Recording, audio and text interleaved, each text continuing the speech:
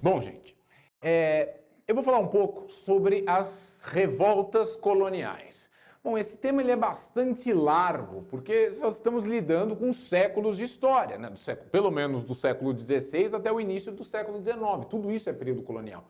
E ocorreram diversas revoltas ao longo desses séculos. Revoltas que eram provocadas por aumento do preço da cachaça, aumento de impostos, conflitos entre os poderes locais, entre jesuítas e colonos, enfim, as casas de fundição, que eu já falei aqui com a questão da revolta de Filipe dos Santos, eram provocadas também, poderiam ser provocadas também por algum tipo de rivalidade local, como foi o caso da Guerra dos Mascates. Mas a historiografia brasileira, ela divide as revoltas ocorridas no período colonial em dois grandes grupos. As revoltas nativistas e as revoltas emancipacionistas. Essa divisão, ela começou a ser feita no Brasil pelos caras do IHGB.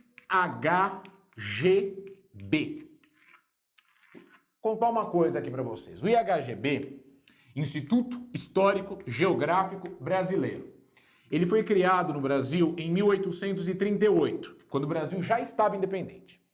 Depois da independência do Brasil, isso eu vou falar ainda com vocês, foi preciso construir o Estado Nacional Brasileiro. E os governantes utilizaram da história e da geografia como forma de ajudar, como forma como ferramentas para a construção desse Estado. Eu preciso saber da história do Brasil, eu preciso saber da geografia do Brasil para poder ter o Brasil. E os historiadores do IHGB, quando foram estudar e organizar a história do país no período colonial, resolveram dividi-la em dois grandes grupos. As revoltas que eles chamaram de nativistas, que foram as revoltas que não pretendiam romper com Portugal. Eram revoltas, como eu disse, provocadas por disputas internas, rivalidades, aumento de impostos, conflitos entre poderes coloniais. Nós temos, por exemplo, uma delas eu já falei aqui, que foi a revolta de Filipe dos Santos, que ocorre em 1720, lá em Vila Rica, atual Ouro Preto. Aquela revolta, você deve se lembrar, ela foi provocada devido à decisão da coroa portuguesa em estabelecer casas de fundição na região aurífera. Nas regiões auríferas. Então, não é uma revolta contra Portugal, é uma revolta contra uma determinação de Portugal que poderia trazer consequências nefastas aos mineradores, ao lucro dos mineradores, porque diminuiria o contrabando. Essas aqui são outras rebeliões. Vamos dizer que as revoltas nativistas são basicamente quatro as principais. A revolta de Filipe dos Santos, que eu já falei, não coloquei aqui. A revolta de Beckman. A revolta de Beckman ocorre em 1684 no Maranhão. E é uma revolta... Bom, o Maranhão era uma província pobre, era uma capitania pobre, e os colonos do Maranhão escravizavam indígenas. E ocorre um conflito com os jesuítas, que se opunham à escravidão dos indígenas. Então é uma disputa entre esses poderes coloniais, os colonos de um lado, os jesuítas de outro. E foi liderada por dois irmãos, os irmãos Beckman. Uma outra revolta que acontece, isso aqui foi um conflito armado, é uma guerra civil, que foi a Guerra dos Emboabas. O que acontece? No final do século XVII, os paulistas encontram ouro no que hoje é o sul de Minas Gerais. E como eu disse aqui em outra aula, o Brasil colonial não se falava português, se falava a língua geral, que era uma mistura de línguas indígenas. Os paulistas encontram ouro e eles consideravam que aquela área lhes pertencia. Só que a notícia do ouro correu e atraiu um monte de gente, baianos, pernambucanos, portugueses, que na época eram chamados de reinóis, aqueles que vêm do reino, começaram a ir aos montes para a área mineradora. E os paulistas chamavam esses recém-chegados de emboabas, que na linguagem indígena significa estrangeiro, forasteiro. E ocorre um conflito armado entre esses grupos para a disputa das regiões auríferas. E os paulistas perdem. Então, os emboabas, que eles chamaram, os estrangeiros, os forasteiros, acabam vencendo e os paulistas são expulsos da região de Minas Gerais. Uma outra rebelião que acontece no Nordeste é a chamada Guerra dos Mascates, que foi um conflito armado entre Recife e Olinda devido às rivalidades das duas cidades. Recife era uma cidade que crescia,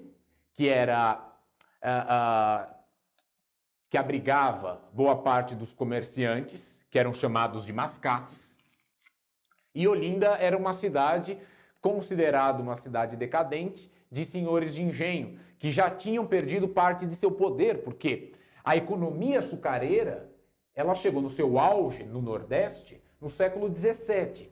Século XVIII, ela já entrou em declínio. E essa guerra é provocada devido ao processo de ascensão do Recife e de declínio de Olinda, o que acirrou a disputa entre as duas cidades. E a revolta levou à vitória do Recife na guerra.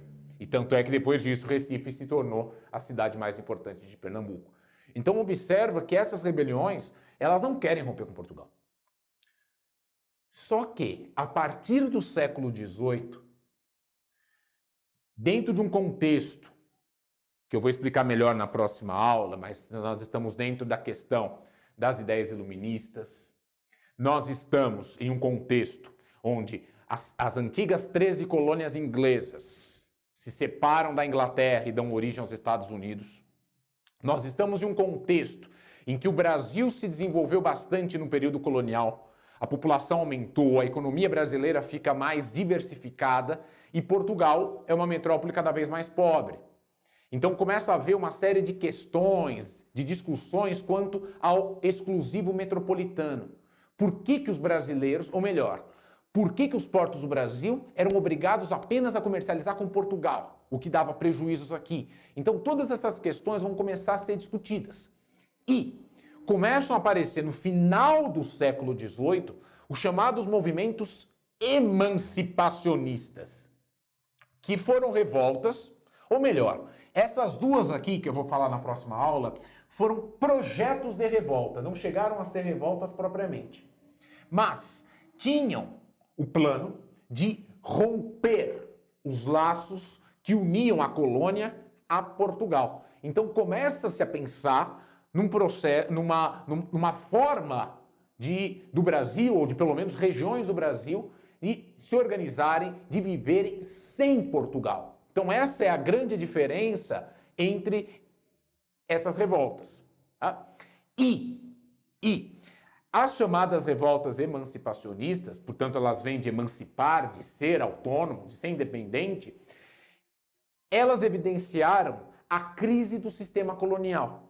A crise na relação entre a colônia de um lado e a metrópole de outro. Quando você começa a ter movimentos aqui dentro, setores sociais que estão descontentes com Portugal, querem romper com Portugal e criar repúblicas aqui. É isso que eu vou falar no nosso próximo encontro.